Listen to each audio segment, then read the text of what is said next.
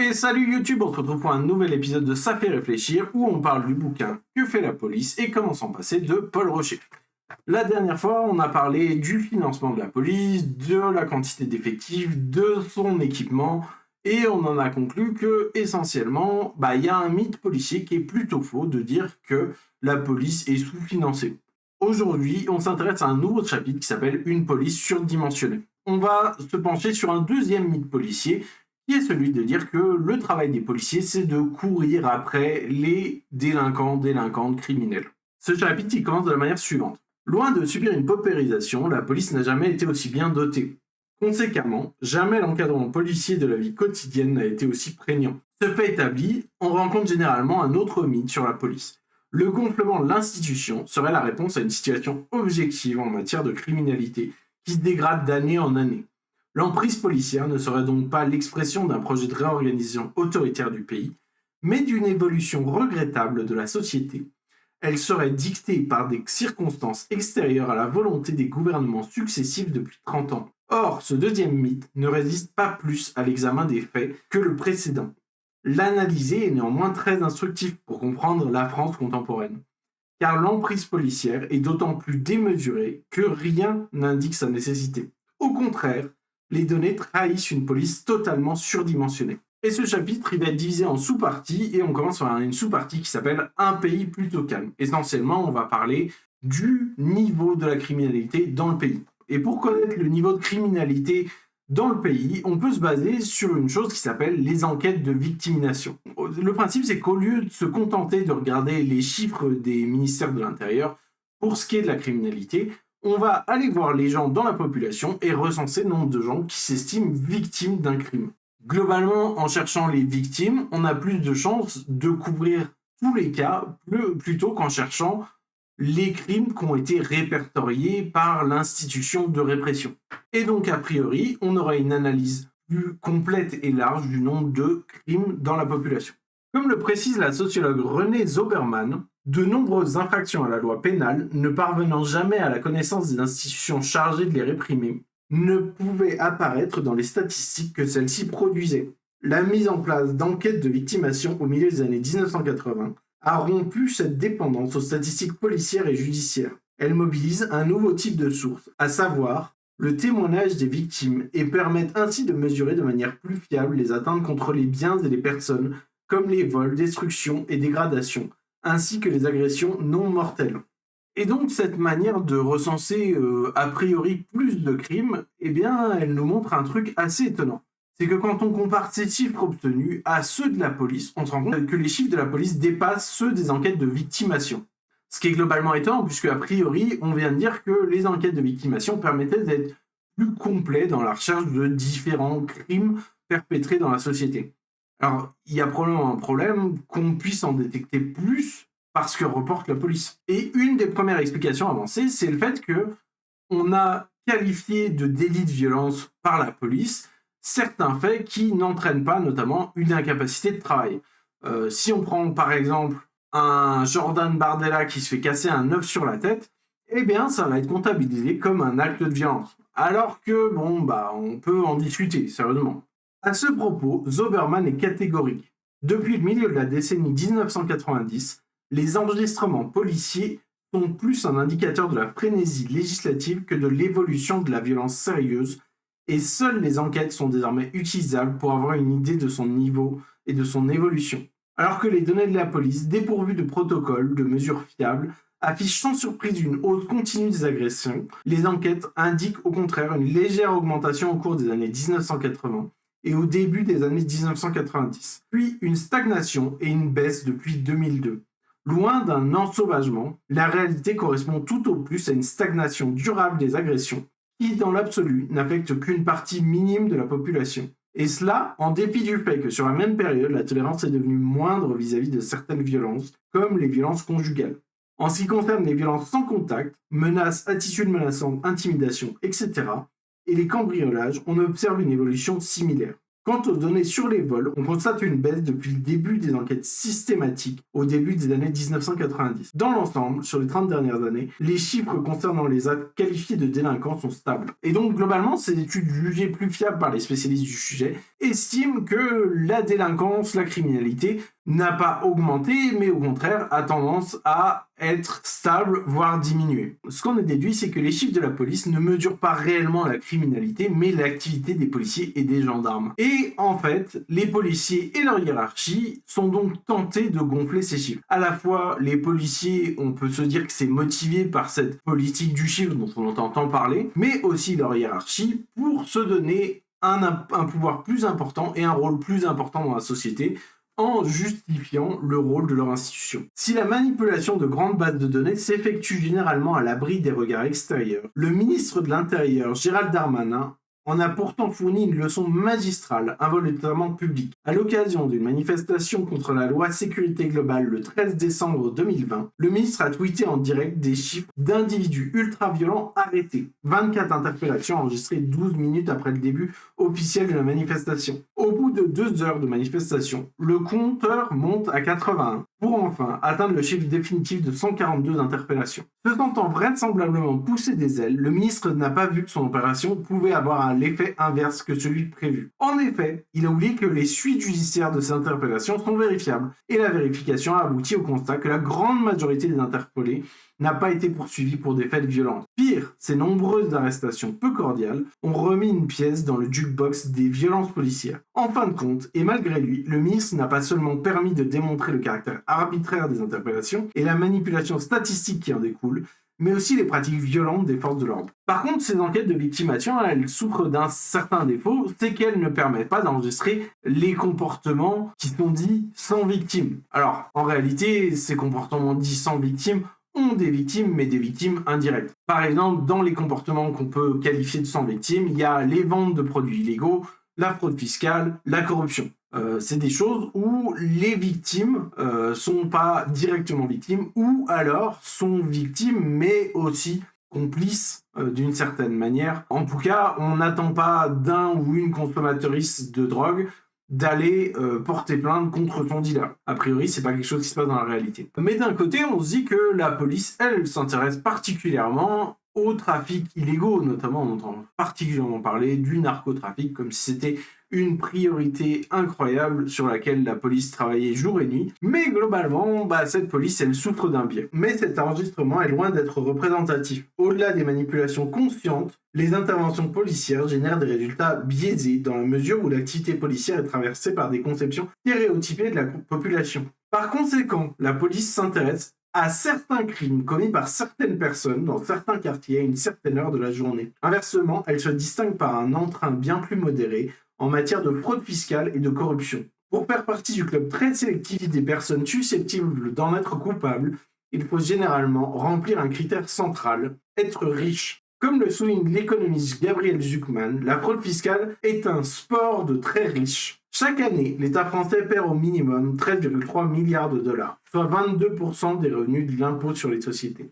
Dans une autre veine, les quelques centaines d'homicides annuels en France font pâle figure à côté des 100 000 décès liés à la pollution de l'air, sans parler des multiples autres causes de mort prématurées, comme le chômage ou les privations. La conséquence de cet angle mort pour les chiffres de la délinquance est qu'il se caractérise par un biais de classe. Sous-estimant les crimes des riches, les données exposent avant tout les faits commis par des membres de la classe populaire. Tout débat autour des chiffres de la délinquance a donc inévitablement en arrière-goût la stigmatisation de la classe populaire et son pendant, la mise en valeur de la prétendue supériorité morale des plus riches. Et donc concrètement, cette partie, qu'est-ce qu'elle nous raconte ? Elle nous raconte qu'essentiellement, la police est structurellement classiste, dans le sens où elle va s'intéresser en particulier à criminaliser et à réprimer les crimes qui sont commis par les classes populaires, et beaucoup moins les crimes qui sont commis par les classes supérieures. Alors effectivement, c'est quelque chose qu'on entend bien plus souvent pour parler de la justice, mais c'est aussi un gros enjeu au niveau de la police. Et maintenant, on va s'intéresser à une deuxième sous-partie qui s'appelle « Plus de police, moins de délinquance », point d'interrogation,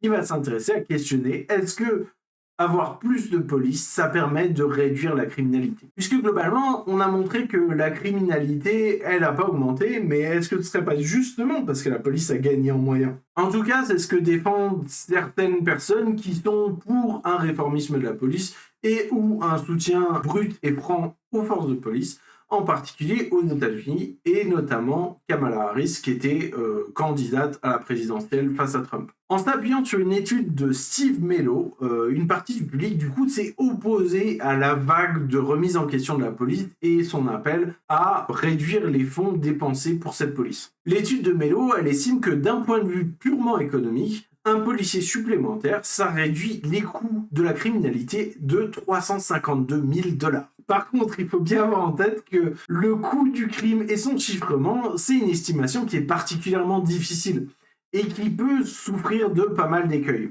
Et c'est notamment ce qu'avance l'auteur de l'étude quand il a rendu compte de comment était employée son étude dans le débat public américain. Il a notamment dit que il fallait pas non plus aller trop vite en besogne sur ce que montrait l'étude. Dans un deuxième temps, il ajoute que son analyse du coût-bénéfice ne mesure que les coûts budgétaires associés à l'embauche de policiers et les bénéfices estimés de la réduction des crimes. Or, le problème inhérent à une telle analyse est qu'il pourrait y avoir d'autres coûts ou bénéfices associés à l'augmentation des effectifs policiers que je ne mesure pas dans l'article, ce qui complique encore plus le calcul du coût-bénéfice final. En d'autres termes, cette recherche ne prend pas en compte les coûts engendrés par le fait récurrent qu'un policier tue, blesse ou discrimine un civil. Comment d'ailleurs prétendre pouvoir mesurer en unité monétaire la perte d'un œil ou la mort d'une personne? En suivant cette seconde mise en garde, Mello précise par ailleurs, en référence aux propos de Harris, que si son étude suggère que la police peut réduire la criminalité, un ensemble plus large de recherches montre que la réduction de la criminalité passe par des investissements publics dans les quartiers concernés. Même sans les biais méthodologiques mentionnés, les calculs coût-bénéfice souffriraient donc toujours d'une faiblesse centrale, postulant que seule la police peut réduire la criminalité. Ils ignorent le fait établi que les dépenses en matière de santé ou d'éclairage public produisent des effets autrement plus importants que les forces de l'ordre, sans générer les coûts associés aux pratiques discriminatoires de la police. Donc essentiellement, ce qu'il nous raconte, c'est qu'il y a plusieurs faiblesses à son étude, et notamment, lui, il en a bien conscience, et il trouve que l'utilisation de cette étude dans le débat public américain pour soutenir contre vents et marées la police, elle est un peu abusive. Notamment parce que on prend en compte que les coûts budgétaires de payer le salaire d'un policier, lui fournir son matériel, etc. En revanche, ça prend pas en compte les coûts que peuvent avoir les actions du policier et les coûts en particulier sociaux qui sont difficiles à traduire monétairement. Par ailleurs, ce qui est particulièrement important à mettre en avant, c'est qu'il y a d'autres moyens et des moyens autrement plus efficaces et qui ne souffrent pas du problème de causer de la violence dans la société et des dégâts sociaux et monétaires, qui sont d'investir dans d'autres services publics tels que l'éclairage, la santé, l'éducation, etc. Par ailleurs, d'autres études montrent qu'il n'y a aucune corrélation entre le financement de la police et l'évolution de la criminalité.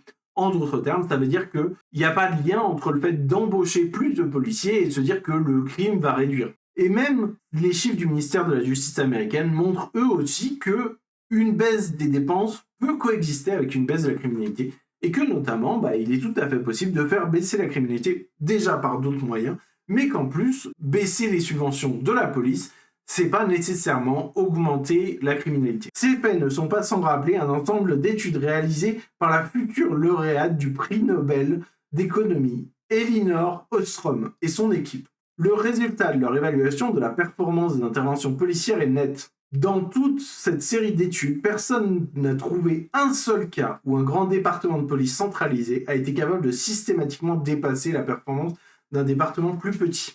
Autrement dit, en matière de police, la hausse des dépenses publiques est associée à un impact nul, voire négatif, sur la quantité et la qualité du service rendu. Spécialiste reconnu de la police, à laquelle il a dédié pas moins de 18 ouvrages scientifiques, David H. Bailey décrédibilise définitivement l'équation « plus de police, moins de délinquance ». Premièrement, des analyses répétées ont systématiquement échoué à trouver une connexion entre le nombre de policiers et le taux de criminalité. Deuxièmement, il a été démontré que les stratégies principales adoptées par la police moderne ont peu ou pas d'effet sur le crime. Et globalement, on se rend compte qu'effectivement, en finançant plus les services de police, on favorise l'émergence de plus gros centres de police et d'une gestion plus large qui, a priori, a tendance à être moins efficace selon les études de la prix Nobel de l'économie qu'on a cité un peu plus haut. Et en plus, comme le dit David H. Bailey, les stratégies principales adoptées par la police moderne ont peu ou pas d'effet sur le crime. En d'autres termes, la police n'est pas efficace pour lutter contre la criminalité. Et donc, en se posant la question dans un autre sens, et se posant la question du besoin,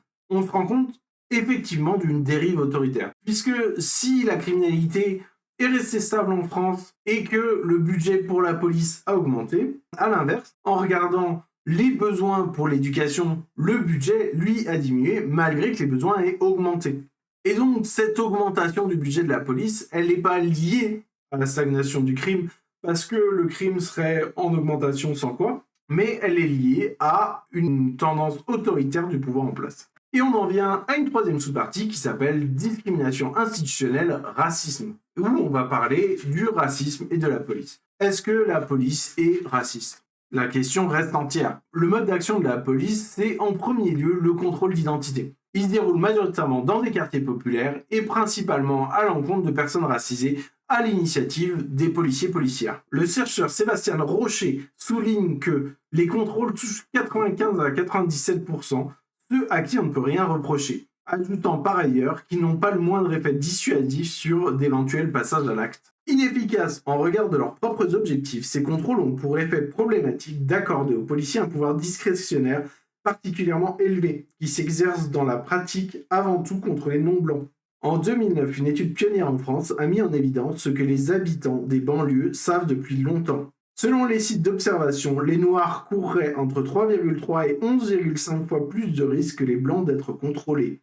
Et les Arabes courraient entre 1,8 et 14,8 fois plus de risques que les Blancs d'être contrôlés par la police ou les douanes. Le contrôle aux faciès est bel et bien une réalité. 10 ans plus tard, le constat est le même. En 2019, c'est le défenseur des droits qui soulignait l'existence d'une discrimination systémique donnant lieu à la surreprésentation de certaines populations issues de l'immigration et de pratiques dérogatoires dans la mise en œuvre de contrôles d'identité par les forces de l'ordre. Ces pratiques systémiques sont si profondément ancrées dans le fonctionnement courant de l'institution que les policiers n'en sont pas nécessairement conscients, ce qui n'empêche pas la hiérarchie policière d'encourager ce harcèlement discriminatoire. Et donc ce racisme policier, il est avant tout institutionnel. Qu'est-ce que ça veut dire ? Ça veut dire qu'il est ancré dans les pratiques de la police et dans sa manière de faire son travail. Mais ça veut aussi dire qu'il ne dépend pas réellement du fait que les personnes soient elles-mêmes racistes. Et pour cette raison, il ne peut pas être combattu simplement par plus de diversité ou de formation, puisque en réalité, la formation ou la diversité ne change pas les méthodes de pratique de la police. Et même d'une certaine manière, la formation est ce qui inculque les méthodes de police qui sont elles-mêmes racistes. Pour ce qui est du niveau d'études, on note notamment que le niveau d'études des policiers a globalement augmenté. Dans les années 82, 4% des gardiens de la paix avaient le bac et 15% des officiers un bac plus 2. En 2003, ils sont respectivement 63 et 50%. Et si on a dit que le racisme systémique ne reposait pas sur le racisme individuel, ce climat, il n'exclut pas évidemment un racisme personnel et même il l'encourage. Mais en particulier, et c'est ça qui est important à comprendre, il ne repose pas sur la pensée raciste individuelle des membres de l'institution qui la compose. Quand on dit la police est raciste, ça ne veut pas dire que tous les policiers et policières sont racistes, mais ça veut dire que leurs méthodes de police sont racistes. Et pour revenir sur cet enjeu de diversité au sein des forces de l'ordre, on peut se pencher sur le cas des États-Unis où les forces de l'ordre sont relativement représentatives de la population américaine. Ce qui n'empêche pas qu'aux États-Unis, on souffre des mêmes problèmes et des mêmes critiques du racisme institutionnel de la police. Pour être plus précis, des études dans de nombreuses villes américaines, Chicago, Détroit, Los Angeles, New York, Auckland, pour ne nommer que les plus connus, montrent même que la présence de policiers noirs peut augmenter les violences policières contre les non-blancs. Ces données rappellent le raisonnement exposé en 1967 par James Baldwin dans le New York Times. Si vous devez appeler un flic, disons-nous à l'époque, pour l'amour de Dieu, assurez-vous que c'est un blanc. Nous n'avions pas l'impression que les flics nous protégeaient, car nous en savions trop sur les raisons des types de crimes commis dans le ghetto. Mais nous craignions les flics noirs encore plus que les flics blancs. Parce que le flic noir devrait travailler tellement plus dur sur votre tête pour prouver à lui-même et à ses collègues qu'il n'était pas comme tous les autres nègres. Ce que ça raconte, c'est que d'une part, la diversité au sein de la police, ça ne résoudrait pas le problème, et d'autre part, ça pourrait même potentiellement l'aggraver. Puisque dans un climat où le racisme est structurel, le racisme intériorisé des personnes racisées peut les pousser à avoir des comportements d'autant plus racistes pour se différencier des personnes qui sont victimes de l'action de la police. Une autre caractéristique du racisme structurel, c'est que ça rend limité le pouvoir d'action des instances chargées de surveiller le racisme et la violence policière. En particulier en France, on parle souvent du fait que l'IGPN n'est pas indépendant de la police. Mais en fait, si on regarde aux États-Unis, on se rend compte que l'équivalent de l'IGPN là-bas est indépendant. Ça n'empêche que cette institution en Angleterre n'est pas capable de réguler et d'empêcher le racisme au sein de l'institution policière. La plupart du temps, la critique et la dénonciation de violence et de racisme dans la police, elle provient de l'extérieur. Mais même quand elle provient de l'intérieur, on se rend compte que les cas de lanceurs-lanceuses d'alerte montrent bien qu'en réalité, il y a réellement un effet de corps qui est à l'œuvre et qui permet de couvrir les violences racistes au sein de l'institution policière et qui favorise l'omerta. Et pour finir, il nous dit, lors d'une interview particulièrement écoutée sur le site Brut, Emmanuel Macron a ainsi déclaré « Il y a de la violence dans la société, il y a du racisme dans la société aujourd'hui, en France. C'est un fait. Et donc, comme on a une police qui est à l'image de la société, il y a des membres de la police qui ont des comportements violents et qu'il faut pouvoir traquer et sanctionner. La ficelle est grosse. Il y a plus de 20 ans, cette même figure argumentative avait été démolie sans merci par Stuart Hall. L'excuse colportée par des dirigeants policiers pendant 20 ans, selon laquelle, puisque la société britannique est raciste, il faut aussi s'attendre à un nombre proportionnel de policiers racistes, n'est pas seulement cynique, mais constitutionnellement inacceptable. Parce qu'un gouvernement qui s'illustre par l'absence de politique antiraciste et par des mesures de déclaration particulières stigmatisant une partie de la population et criminalisant des pratiques antiracistes sous-entend que le racisme policier sera combattu avec la même énergie que le racisme général, c'est-à-dire sans énergie aucune. Constitutionnellement inacceptable parce que l'excuse d'une police à l'image de la société dilue la gravité spécifique du racisme policier. Car en tant que représentante armée d'un État qui assure constitutionnellement à la population un droit à un traitement égal, la police piétine la mission qui lui est confiée. Pour le dire plus simplement, l'État ne peut pas se contenter de se comporter comme la moyenne de la population. Il doit être irréprochable. Enfin, au vu des faits exposés ci-dessus, il faudrait préciser que l'institution policière n'est pas à l'image de la société, elle est pire. On comprend mieux pourquoi Hall parle d'excuse. Invoquer la société conduit à déplacer le débat pour enterrer le problème. Le racisme policier est excusé. On passe donc à la sous-partie suivante qui s'appelle discrimination institutionnelle sexiste. Et on se pose du coup la question, est-ce que la police est sexiste? Alors en 2016, il y a un mouvement Paye ta plainte qui va montrer que 60% des personnes ayant entrepris de porter plainte pour des violences sexistes et sexuelles font face à un refus d'enregistrer cette plainte de la part des policiers et policières. À noter que ce refus n'est pas légal. Les policiers et policières sont tenus d'enregistrer votre plainte lorsque vous vous présentez au poste de police. Par ailleurs, un rapport de la justice en 2019, lui, va montrer que 65% des victimes de féminicide avaient alerté la police. À savoir que les femmes avaient prévenu être victimes de violences sexistes et sexuelles de la part de leur conjoint ou conjointe et avaient demandé une protection de la part de la police et n'ont pas été protégées dans la mesure des faits qu'elles avaient rapportés. Et on peut s'intéresser aussi aux situations de violences intrafamiliales parmi les policiers et policières. Pour des études françaises, on va s'appuyer sur des études états-uniennes et se poser les questions de savoir si c'est transposable au cas de la France. Aux États-Unis, 40% des familles de policiers sont victimes de violences domestiques, contre 10% dans la population générale. En tout cas, c'est ce que nous rapporte une étude. Une deuxième étude, elle, trouve 30%. Mais cette deuxième étude, elle met notamment aussi en valeur le fait que être policier prime sur le genre. À savoir que 28% des hommes policiers et 27% des femmes policières infligent des violences à leur famille, que ce soit leurs conjoints ou leurs enfants. D'autres études, elles, donnent un chiffre qui varie entre 7 et 40%. Alors globalement, on pourrait se dire, effectivement, il y a pas mal d'études qui donnent des chiffres différents, c'est difficile à évaluer.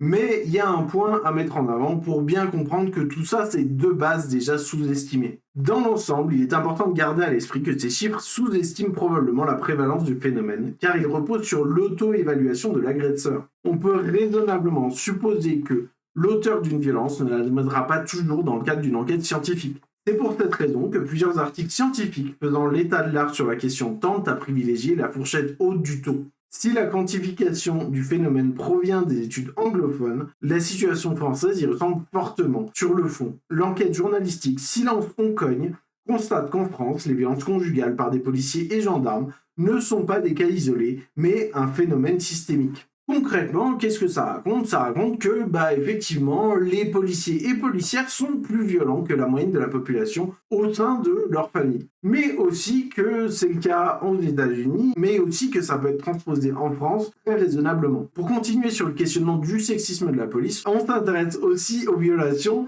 du code de la route, puisque les violations supposées du code de la route sont fréquemment utilisées par la police pour harceler ou agresser des conductrices. La recherche, en se penchant sur le sujet, a décidé de s'intéresser de plus près au cas des victimes vulnérables, à savoir les adolescentes et les prostituées. Et elle montre un risque particulièrement plus important d'agression de la part des policiers et policières.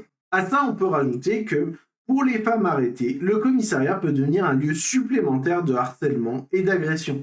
La notion d'extorsion sexuelle policière a été forgée pour désigner les situations suffisamment nombreuses pour qu'on leur dédie un terme scientifique, où la police intimide les femmes à travers des mensonges ou des demi-vérités pour obtenir des rapports sexuels en échange de leur liberté. Entre la voie publique et le commissariat, les occurrences des comportements sexistes et les complicités plus ou moins tacites ne semblent pas manquer. Cette complicité permet aussi de comprendre pourquoi, lorsque les enquêtes internes ont été menées, nombreuses sont celles qui manquaient d'objectivité ou étaient autrement faussées ou défectueuses. Dans ces circonstances, les sanctions contre les policiers auteurs de violences conjugales sont rares, et s'il y en a, elles sont clémentes et ne constituent pas un obstacle à la carrière. L'insuffisance et la faiblesse des sanctions combinées à la rareté des plaintes sont étroitement associées au fait que par leur formation, les policiers savent contrôler, intimider et isoler leurs partenaires.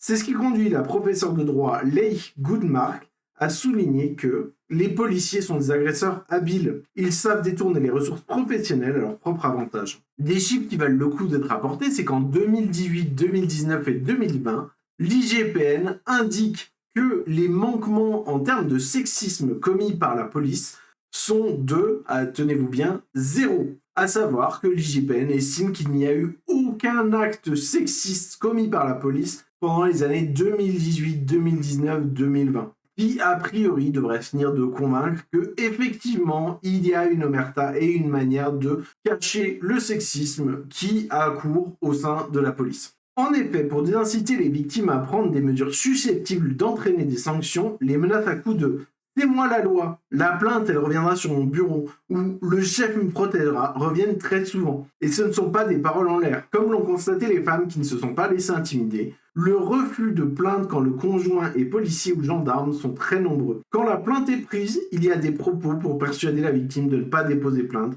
ou de retirer sa plainte, comme penser à sa carrière. Quand en dépit de ces obstacles, un policier est sanctionné, les auteurs de Silence on cogne soulignent que même les condamnations d'un policier pour violence conjugale ne brise pas sa carrière. Et effectivement, ça finit de montrer que ce sexisme, il est institutionnel. Si on ne peut pas réellement dire qu'il est encouragé, les auteurs de ces violences sexistes et sexuelles sont protégés par l'institution et ne subissent aucune conséquence professionnelle de ces agissements. Dès lors, l'observation de Goodmark selon laquelle les politiques de lutte contre les violences domestiques ne peuvent réussir lorsque ceux qui appliquent les lois sont beaucoup plus susceptibles de commettre le crime en question que la population générale, mériterait d'être élargie. Toute institution dont le fondement normal est sexiste tend mécaniquement à protéger le patriarcat et non ses victimes.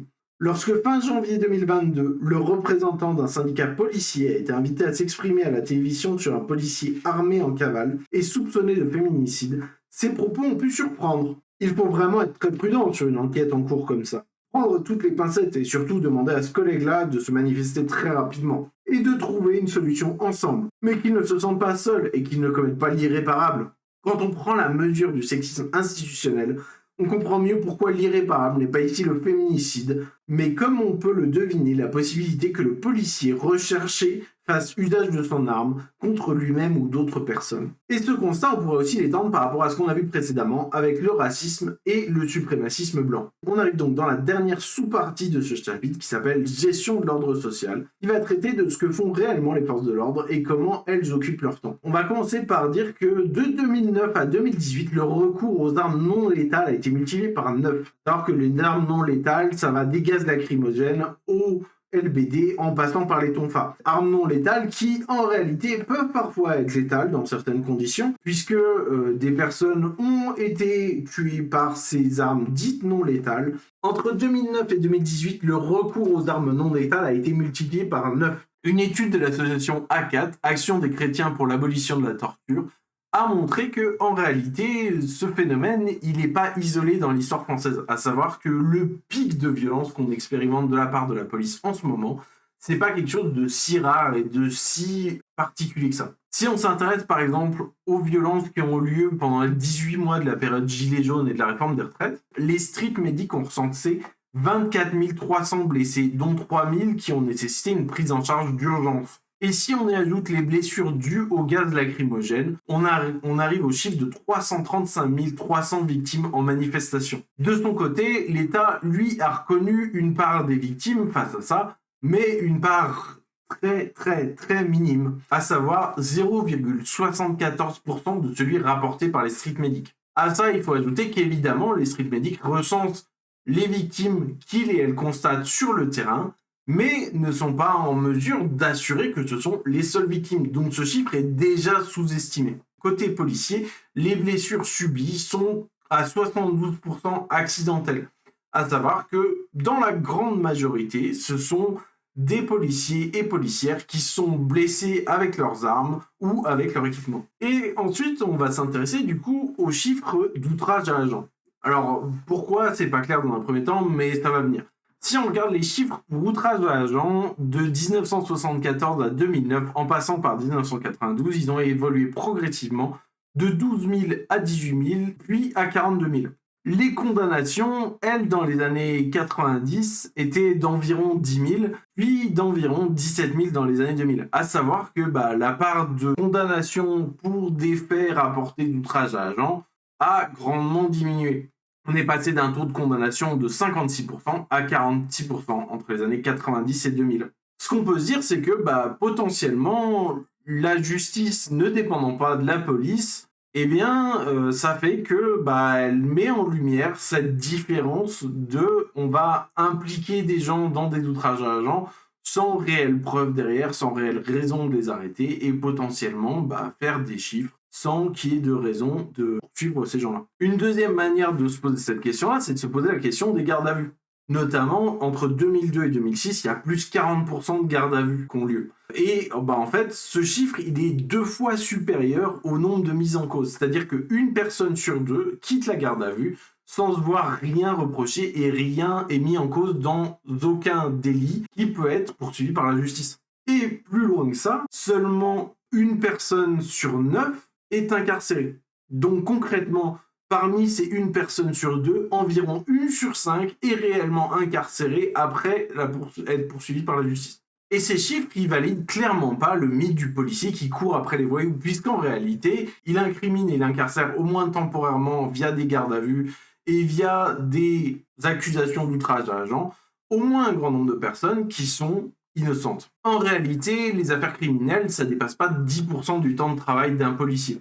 Pour le reste de son temps, il est occupé par d'autres tâches, qui soient administratives ou autres, que ce soit faire la circulation, prendre des plaintes, qui ne sont pas moins nécessaires, mais en réalité, qui ne sont pas réellement de poursuivre des criminels. Et ce chapitre, il se finit en disant « La réalité est donc aux antipodes du quotidien, excitant, suggéré par les séries et romans policiers. Quand on monte les échelons hiérarchiques, les enquêtes prennent une place plus importante, mais elles ne concernent qu'un nombre restreint d'agents. Et pour eux aussi, une bonne partie du temps est passée à enregistrer des plaintes, dont une minorité fera ensuite l'objet d'une enquête. » Ces données résonnent avec le travail du sociologue Nicholas Rose dans un article scientifique paru dans le journal British Journal of Criminology.